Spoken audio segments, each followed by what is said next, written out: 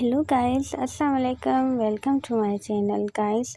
आज हम फ्रांस की करंट कॉन्स्टिट्यूशन को स्टडी करने वाले हैं। ठीक है, प्रीवियस लेक्चर में हमने फ्रांस के इनकलाब को देखा था। हमने फ्रांस की जो फ्रांस का फर्स्ट इनकलाब था वो स्टडी किया था, और फिर फर्स्ट कॉन्स्टिट्यूशन को स्टडी किया था, और सेकंड एंड थर्ड रिवॉल्यूशन को भी स्टडी किया था। और उसके बाद जो सेकंड कॉन्स्टिट्यूशन था वो भी हमने स्टडी किया था।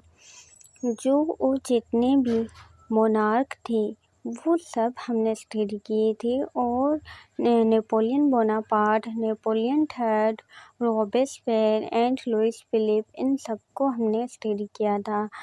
आज इस वीडियो में हम फ्रांस की जो करंट पॉलिटिकल सिस्टम है, जो करंट कॉन्स्टिट्यूशन है, वो स्टडी करने वाले हैं गाइस। जो फ्रांस का जो फर्स्ट कॉन्स्टिट्यूशन था वो 21 सितंबर 1792 में आया। ठीक है, हमने देखा था इसमें कॉन्स्टिट्यूशनल मोनार्की को पूरी तरह से ख़त्म किया गया, और फ्रांस को फर्स्ट टाइम पहली मर्तबा रिपब्लिक बनाया गया।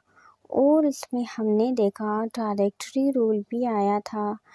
ठीक है, उसके बाद जब थर्ड रिवॉल्यूशन आता है तभी जाकर सेकंड कॉन्स्टिट्यूशन आता है, जो कि 1848 में आया और 1852 तक रहा। मीन्स कि 4 इयर्स के लिए था गाइस। फिर क्या होता है कि पर्शिया और फ्रांस वार के बाद थर्ड रिपब्लिक आता है, मीन्स कि थर्ड कॉन्स्टिट्यूशन आता है, जो कि 1870 में आता है और 1940 तक 1940 तक रहता है।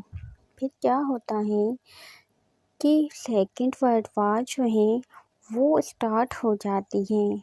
सेकेंड वर्ल्ड वार जब शुरू होती है तो जर्मनी फ्रांस पर अपना कब्ज़ा कर लेता है। ठीक है, वो फ्रांस को ऑक्यूपाई कर लेता है, और जब सेकेंड वर्ल्ड वार ख़त्म होती है तो फ्रांस को आज़ादी मिलती है जर्मनी से। फिर जाकर 27 अक्टूबर 1946 में फ्रांस अपना फोर्थ कॉन्स्टिट्यूशन बनाता है। ठीक है, जो कि 4 अक्टूबर 1958 तक रहता है। ये कॉन्स्टिट्यूशन जो है ये भी ख़त्म हो जाता है, ये भी कामयाब नहीं जाता है। फिर क्या होता है, फिफ्थ रिपब्लिक आता है, जो कि जनरल डी गोल देता है फिफ्थ कॉन्स्टिट्यूशन। ठीक है, 4 अक्टूबर 1958 में। और जनरल डी गोल इस फिफ्थ रिपब्लिक का फर्स्ट प्रेसिडेंट भी बनता है गाइस। अगर हम साइलेंस फीचर को देखें तो इनका कॉन्स्टिट्यूशन रिटन कॉन्स्टिट्यूशन है, कुछ अनरिटन कॉन्स्टिट्यूशन भी होते हैं, लेकिन इनका कॉन्स्टिट्यूशन जो है वो रिटन है। ठीक है, और इसमें 89 आर्टिकल्स हैं, 16 चैप्टर्स हैं।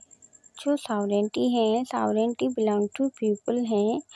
पाकिस्तान में सॉवरेंटी बिलोंग टू ऑलमाइटी अल्लाह है, लेकिन यहाँ पर सॉवरेंटी बिलोंग टू पीपल है।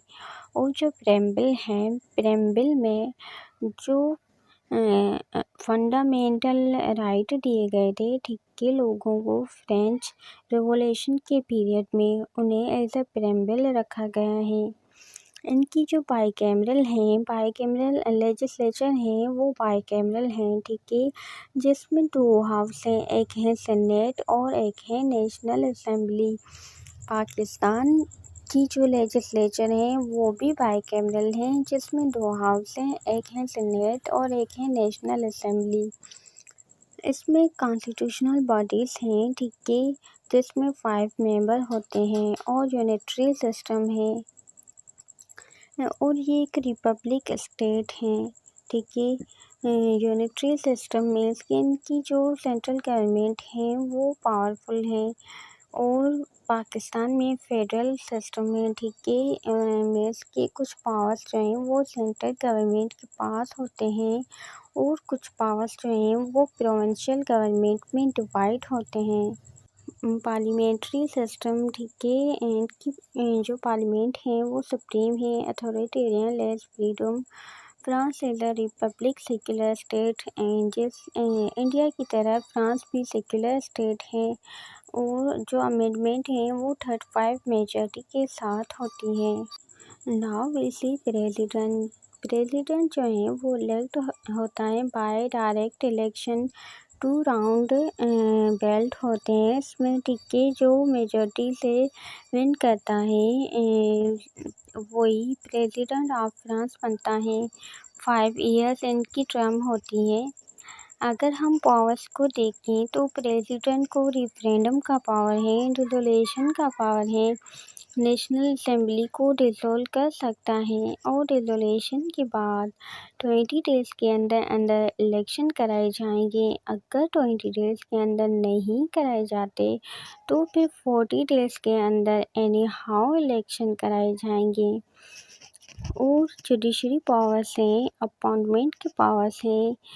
प्रेसिडेंट जो है वो जजेस को अपॉइंट कर सकता है, प्राइम मिनिस्टर और अदर मिनिस्टर को भी अपॉइंट कर सकता है। एग्जीक्यूटिव पावर्स हैं, वार्ड डिक्लेयर करना, ये पावर भी है। और कॉन्स्टिट्यूशनल बॉडीज़ के 3 मेंबर को ये इलेक्ट कर सकते हैं, ठीक है। और इमरजेंसी को नाफिज करना, ये सारे पावर्स प्रेसिडेंट के पास हैं। अमेंडमेंट के पावर्स भी प्रेसिडेंट के पास हैं। अगर हम पार्लियामेंट को देखें तो इनकी पार्लियामेंट कंसिस्ट करती है 2 हाउस पर, एक नेशनल असेंबली और एंड सेकेंड सेनेट, ठीक है। नेशनल असेंबली में 577 मेंबर्स हैं जो कि 5 इयर्स के लिए इलेक्ट होते हैं बाय डायरेक्ट इलेक्शन। और जो सेनेट है, सेनेट में 321 मेंबर्स होते हैं जो कि 9 इयर्स के लिए इलेक्ट होते हैं बाय इनडायरेक्ट, ठीक है। और जो 1/3 मेंबर्स होते हैं वो रिटायर हो जाते हैं आफ्टर 3 इयर्स। तो गाइस, ये था फ्रांस का कॉन्स्टिट्यूशन। हमने फ्रांस की हिस्ट्री से लेकर यहाँ तक करंट जो पॉलिटिकल सिस्टम है यहाँ तक स्टडी किया है। उम्मीद करती हूँ समझ में आया होगा। अपना ख्याल रखिएगा। अल्लाह हाफिज़, बाय बाय।